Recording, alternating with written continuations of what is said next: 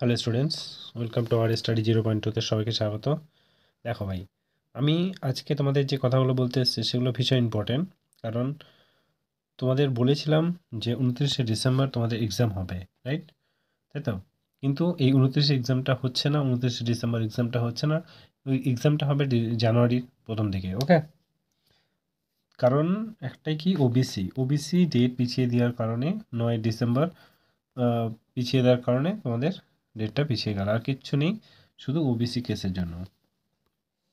So তোমাদেরকে বলে দিচ্ছি যে 100% তোমাদেরকে একটা কথাই বলছি যে জানুয়ারি জানুয়ারি তোমাদের জন্য শেষ সুযোগ। জানুয়ারিতে তোমাদের প্রত্যেকটা এক্সাম হয়ে যাবে, কিন্তু হয়তো দু একটা এক্সাম হবে, তারপর ফেব্রুয়ারিতে হয়তো মাধ্যমিকের এক্সাম আছে, দেন তারপরে হয়তো মার্চের দিকে পরপর এক্সামগুলো শুরু হয়ে যাবে। প্রথমে কিন্তু কেপি এক্সামটা আগে হবে, দেন তারপর ডাব্লিউপি হবে, তারপর ডাব্লিউপিএসআই হবে, ওকে? আর তোমাদের ডাব্লিউপি কেপি এক্সাম বললাম, প্রথমে তোমাদের জানুয়ারিতেই তোমাদের এক্সামটা নিয়ে নেবে কেপিটা। হয়তো ডাব্লিউপি হয়তো ফেব্রুয়ারিতে না হলেও মার্চের দিকে হয়ে যাবে, কারণ ফেব্রুয়ারিতে তোমাদের মাধ্যমিক উচ্চ মাধ্যমিকের এক্সাম আছে। তো সেই সময় তো কোনো সম্ভাবনাই নাই, ঠিক আছে?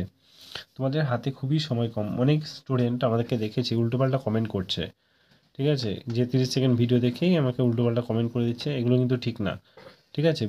যখন তুমি কোনো ভিডিও দেখবে তখন সম্পূর্ণ দেখো, তাহলে ব্যাপারটা তোমার ক্লিয়ার হয়ে যাবে, ঠিক আছে? হাতে খুবই সময় কম। যারা ভাবছো যে এখনও 6 মাস পর তোমার এক্সাম হবে, তাহলে কিন্তু সেটা খুবই ভুল ভাবছো। যদি চাকরি পেতে হয় তাহলে সরি, যদি চাকরি পেতে হয় নিজেকে, তাহলে কিন্তু এখন থেকে প্রিপারেশন শুরু করে দাও। এখন থেকেই সব কিছু প্রিপারেশন শুরু করো, এখন থেকেই মক টেস্ট দেওয়া শুরু করো। প্রতিদিন একটা করে মক টেস্ট দাও পার ডে। দেখো কত নাম্বার পাচ্ছ। ধরো একটা তোমার মক টেস্টে 100টা কোয়েশ্চেন আছে, সেখানে তুমি হয়তো সাপোজ 50 পেলে, রাইট? তাহলে আর 50 পেলে না। আমি বলছি সেটা তোমাকে কীভাবে প্রিপারেশন করতে হবে। প্রত্যেকটা কোয়েশ্চেন ধরে ধরে তোমাকে অ্যানালিসিস করতে হবে।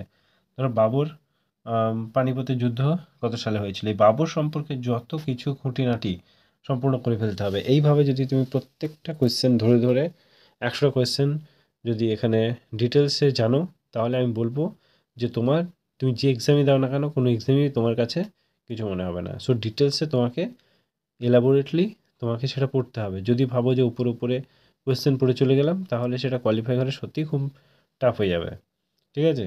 বলে দিচ্ছি যে তোমাদের জানুয়ারিতে এক্সাম হবে, ঠিক আছে? রেজাল্টও বার হয়ে যাবে, প্রত্যেকটা কিছু জানুয়ারিতে হয়ে যাবে। সো বি কেয়ারফুল, নিজের প্রতি যত্ন রেখো এবং ভালো করে পড়াশোনাটা করো।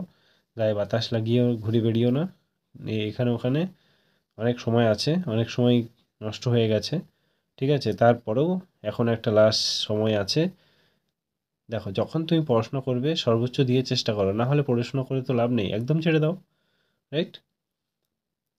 যদি কথাগুলো খারাপ লাগে তো সরি। আর চ্যানেলটা অবশ্যই সাবস্ক্রাইব করে দিও। আর আমার টেলিগ্রাম চ্যানেলে জয়েন হওনি, অবশ্যই টেলিগ্রাম চ্যানেলে জয়েন হয়ে যেও। Thank you, all the best.